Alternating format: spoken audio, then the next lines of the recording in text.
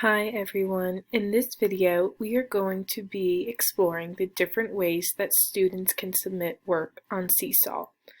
These are also options for ways that you can submit posts to Seesaw. So if we go over to our green Add button and press it, teachers have two options, post student work or assign activity. Now, for this video, we are only going to worry about the post-student work option. When students press this green button, they will not have this menu of options. Their green button will automatically take them to this menu where they can post the student work. When we see this menu come up, you have 6 different options for how students can submit work or how you can post student work.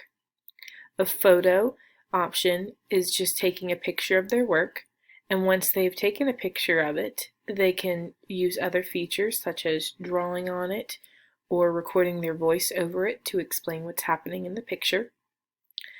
The drawing feature is a little bit more obscure, so we'll explore this one.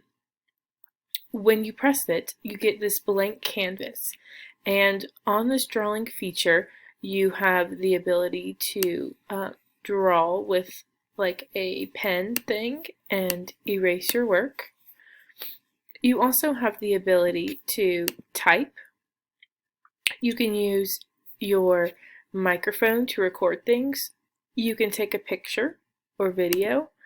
And you can also include shapes, links, and other things onto this drawing feature. So even though it says draw, there's a lot more than draw to it.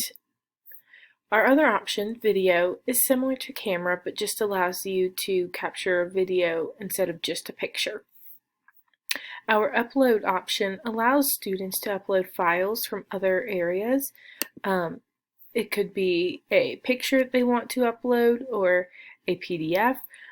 If your school works with Google Drive, then this could be a way for students to combine different things across the software. The note feature is simply a page for students to type on. Now this could be a good way for students to practice some digital literacy skills and practice typing. If your school uses typing but you don't want students to have to learn lots of different software, then you could just use the type a note on Seesaw. And the last feature we're going to look at is the link feature. The link simply allows you to add a website link, a URL, to whatever work you are doing. And once you have posted it, you can draw on top of it and add all these other features we discussed earlier, the text, the microphone, camera. So these are the 6 features that students can use in Seesaw. I encourage you to explore them and see how would you want your students to respond to your work that you give them. What is the best method for them?